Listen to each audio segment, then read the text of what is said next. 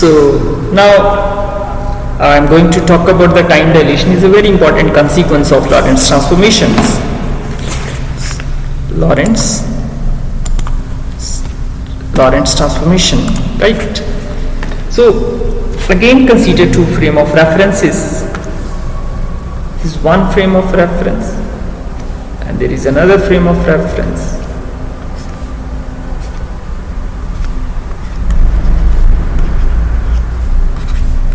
This is S prime frame, this is S frame, and say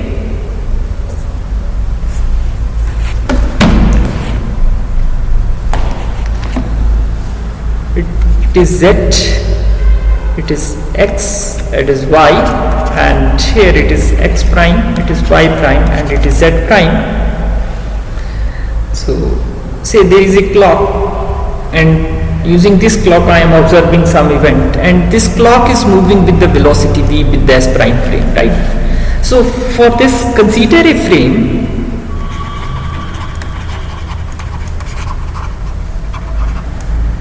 S prime moving with velocity v with respect to S frame along X direction. And suppose a clock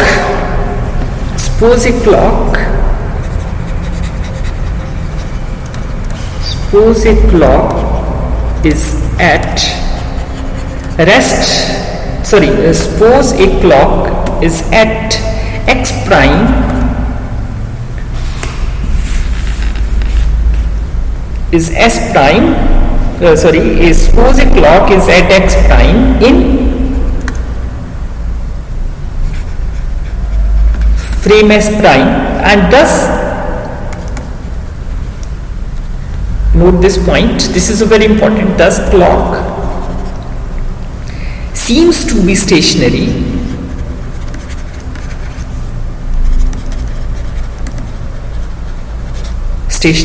for a observer in frame S prime. That's what will happen. So let T1 prime and T2 prime be two instants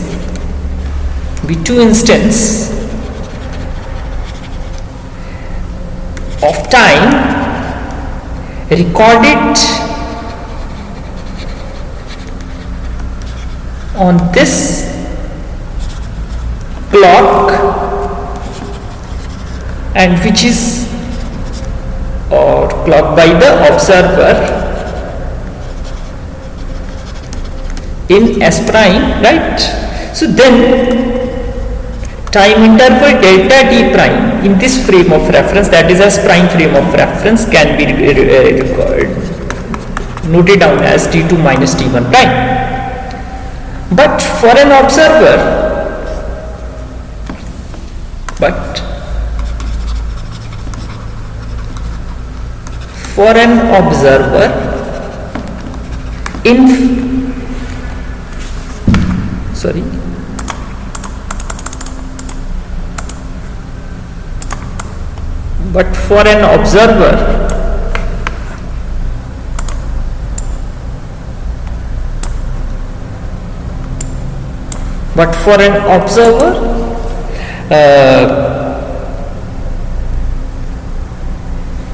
in S frame, this time interval becomes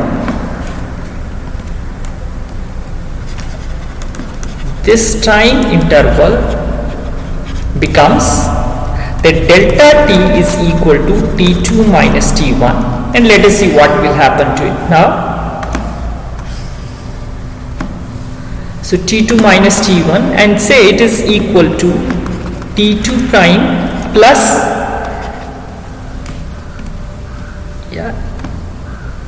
V over C square X prime over 1 minus V square over C square under the root minus t1 prime plus vx prime over c square over 1 minus v square over c square under the root. So very simple, and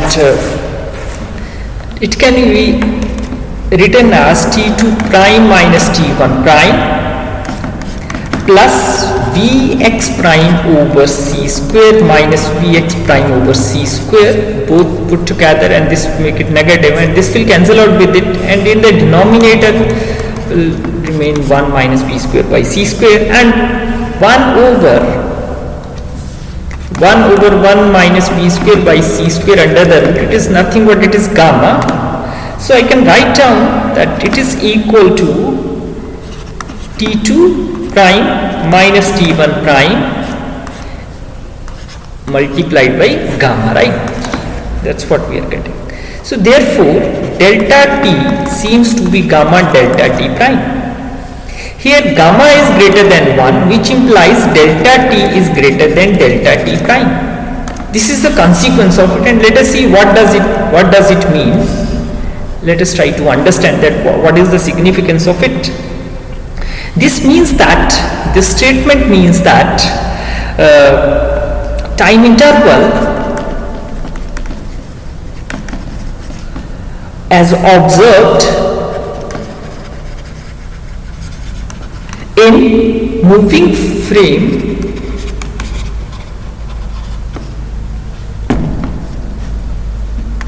of clock is greater than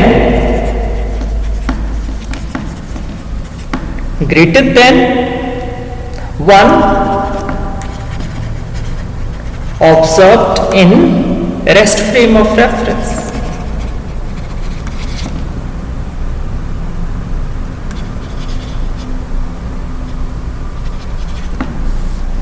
The rest frame of reference, right? Or rest frame of reference or rest frame of clock. In other words, moving clock